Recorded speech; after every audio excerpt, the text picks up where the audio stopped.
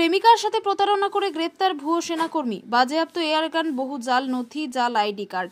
গ্রেপ্তার অভিযুক্ত অভিষেক মুখোপাধ্যায়, হুগলির ভদ্রেশ্বরের বাসিন্দা। ধৃতকে নিয়ে সাংবাদিক বৈঠক করেন আসানসোল দুর্গাপুর পুলিশ কমিশনারেটের ডেপুটি কমিশনার অভিষেক গুপ্তা। তিনি বলেন, অভিযুক্ত অভিষেক মুখোপাধ্যায় নিজেকে কখনো সেনা জওয়ানের পরিচয় দিয়ে, কখনো এনআইআর পরিচয় দিয়ে, কখনো প্রতিরক্ষা বিভাগের কর্মী হিসেবে পরিচয় দিত। কয়েক মাস আগে ওয়েবসাইটে দুর্গাপুরের সিটি সেন্টারের বেঙ্গল অম্বুজার এক শিক্ষিকার সাথে প্রণয়ের সম্পর্কে জড়ায় ওই যুবক। ওই শিক্ষিকাকে আকৃষ্ট করতে আরও বলেন তিনি কেন্দ্রীয় গোয়েন্দা সংস্থার কর্মী। তারপরে শিক্ষিকার সাথে ঘোরাঘুরি এবং শিক্ষিকার বাড়িতে আসা যাওয়া শুরু হয়ে যায়। এই যুবকের কথাবার্তা এবং কাজকর্মের সন্দেহ হয় শিক্ষিকার মা বাবার বিয়ের প্রস্তাবে রাজি হয়নি। মা বাবার কথা না মেনেই রেজিস্ট্রি করে ফেলে ওই শিক্ষিকা। তারপরে জানা যায় যুবকের পরিচয় আদতে নকল।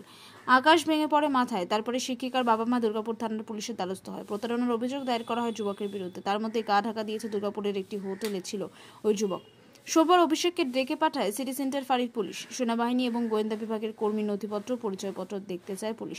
সেগুলি দেখাতে না পারায় অভিষেককে গ্রেপ্তার করে পুলিশ। ধৃতকে পুলিশি হেফাজতে দুর্গাপুর মহকুমা আদালতে তোলা হলে বিচারক 3 দিনের পুলিশি হেফাজতের নির্দেশ দেয়। ধৃতকে পুলিশি হেফাজতে নিয়ে তদন্ত চালানো হচ্ছে। এই ঘটনার সাথে আরেকজন গাড়ির চালক জড়িত রয়েছে বলে প্রাথমিকভাবে জানা গেছে। ধৃতকে জেরা করে এই চক্র কতদূর ছড়িয়েছে তা নিয়ে তদন্ত চালানো হবে। এটা লাইসেন্স তো কোনো পাইনি আমরা, আমার মনে হচ্ছে যে ওখানে উইদাউট লাইসেন্স নিয়েছে। ফার্দার কোথায় থেকে নিয়েছে, কেন নিয়েছে, কোন কোন জায়গাতে ইউজ করেছে বা কি করেছে, সব আমরা চেক করে ভেরিফাই করব। এর সঙ্গে আর কেউ যুক্ত আছে স্যার? এর সঙ্গে এখন অবধি যে আমরা খবর পেয়েছি যে এর সঙ্গে একটা ড্রাইভার যুক্ত আছে, কিন্তু কিভাবে যুক্ত আছে, কত ইনভলভমেন্ট আছে বা কি পেরোলে ছিল, ওই সব আমরা চেষ্টা করি ওকে ডিটেইন করা, তারপরে আমরা জানতে পারবো আর ভালোভাবে। কতদিন থেকে ছিল দুর্গাপুরে? 3 থেকে 6 মাস একটা টাইম লাইন পেয়েছি। একটা এক্স্যাক্ট ডেটও আমরা ফার্দার ভেরিফাই করছি।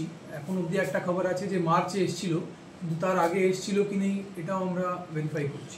इस घटना के आने के बाद সম্পর্ক করেছি আর ফার্দার ডেটিং অ্যাপ থেকে সম্পর্ক হওয়ার পর ফিজিক্যালি দুর্গাপুরে এসে তারপরে এখানেই থাকছিল একটা হোটেলে, এবং হোটেলের খরচাও মহিলা থেকেই নিচ্ছিল। তো এটাও আমরা এখন অবধি জানতে পেরেছি, কিন্তু ফার্দার কি আছে সব কিছু আমরা আর ফার্দার ভেরিফাই করছি। স্যার, এর কাছে যে ফেক যতগুলো আই কার্ড আছে, এটাও তো হতে পারে ও জঙ্গি সংগঠনের সাথে যুক্ত হতে পারে। এখন অবধি আমরা সেরকম কিছু পাইনি, কিন্তু আমরা কোনো পসিবিলিটিটা ডিসকাউন্ট করছি না।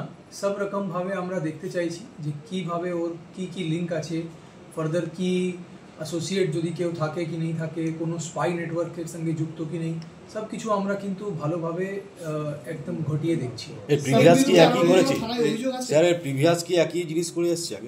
প্রিভিয়াস একটা তো আমরা অলরেডি পেয়েছি যে দিল্লিতে একজন মহিলার সঙ্গে ক্লেম করছে যে বিয়ে করেছে, ওর ওয়াইফ আছে, 2021-এ করেছে, কিন্তু কি এক্স্যাক্ট করেছে নেই করেছে আমরা ভেরিফাই করছি।